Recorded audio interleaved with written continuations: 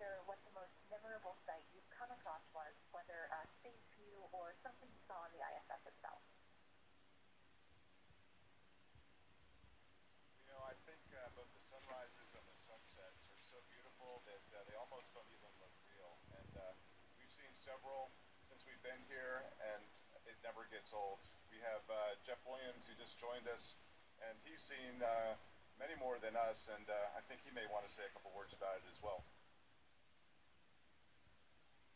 Yeah, I would just add sunsets and sunrises are beautiful. They're always spectacular, especially as they occur behind varying weather, and especially when you have big, huge thunderstorms that are going up into the atmosphere. That adds a lot of variety to it. It just never gets old. Space Station's Destiny Lab today, and I was just wondering which experiment each of you is most excited to see the results of.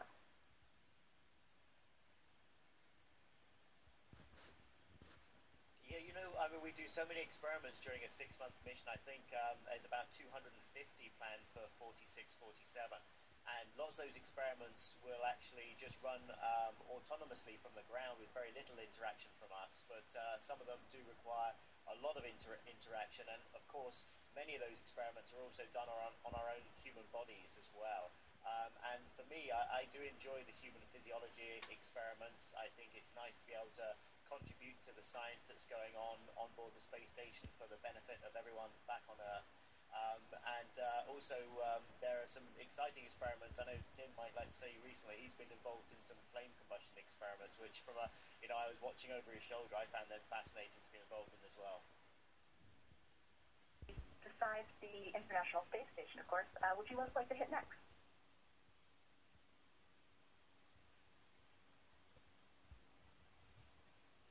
I think the International Space Station is just a wonderful research platform, and it's paving the way for future exploration of the solar system. And there are so many exciting places to go. I think the moon certainly offers many opportunities for further exploration and further resources that we can utilize, and obviously stepping stones on the way to Mars as well. And we're starting to work more and more closely towards that target of a manned mission to Mars. And having just completed for Scott Kelly and Misha Konyenko, the 1-year mission on board the space station, we're constantly learning about how we can overcome the challenges that face us on that journey to Mars. So I think the future of human spaceflight over the next 10 to 15 years is going to be incredibly exciting. And the spaceflight home. Thank you so much. Station, this is Houston ACR. That concludes the Gizmodo portion of the event. Please stand by for a voice check from The Verge. Station, this is The Verge. How do you hear me? Selection process is like for each mission. What goes into deciding which astronaut is going to fly during which period, and how is the commander picked, and so on like that?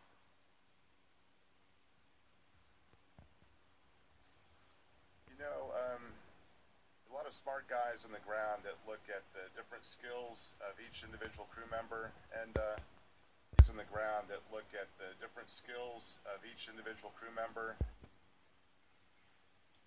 A lot of smart guys on the ground that look at the different skills of each individual crew member, and we have a very, very talented group of people at each one of the different agencies that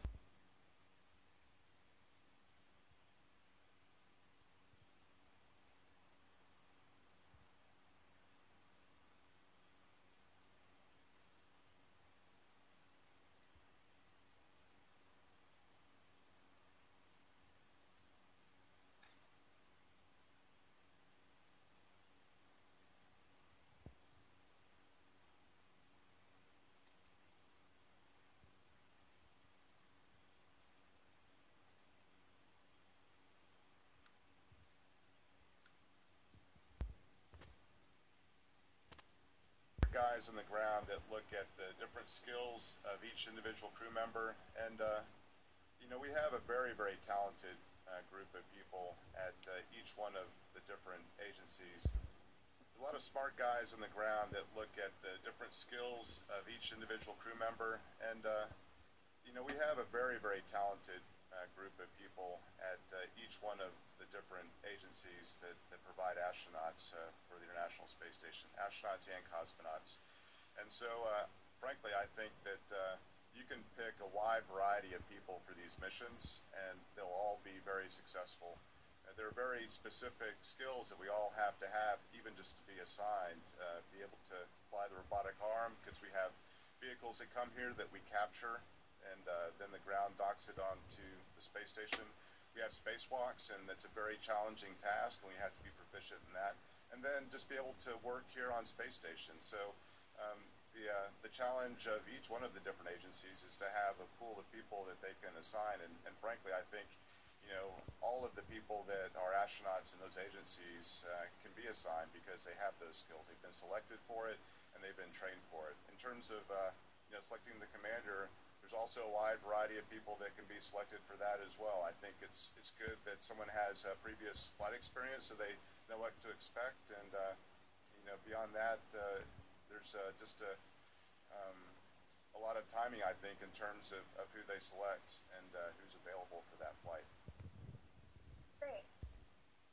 I'm also curious about what the selection process is like for each mission.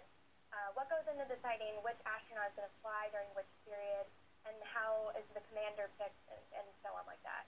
And the different skills of each individual crew member, and you know, we have a very sort of like at home, we have a list of events we have to perform every day, but when you wake up and you get out of your sleeping bag, your crew quarters, you float out, usually float out to the place where we have our booze stowed and get some coffee and some breakfast, and then do some cleanup. And then the rest of the day is really filled with science experiments, with maintenance, so that we can maintain the quality of life that we have up here. We exercise for about 2.5 hours every day, and so the day is very full. We work off of a schedule and off of procedures, and we communicate with the ground at all the different control centers to get help with all the different procedures that we execute up here. So we have a full day, and we usually work from about 6 or 6:30 in the morning until about 7 or 7:30 in the evening.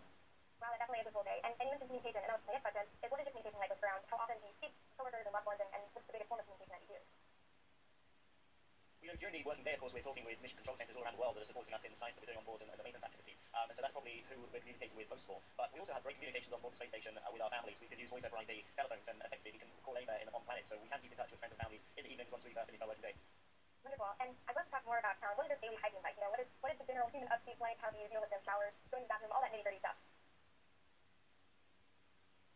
Yeah, hygiene up here is actually very good. It takes a little bit to get acclimated to working in this environment. Obviously, we don't have a shower, and that's probably one of the things that most of us miss while we're up here and looking forward to when we get back in the ground. But we still are able to keep very clean, essentially taking sponge baths.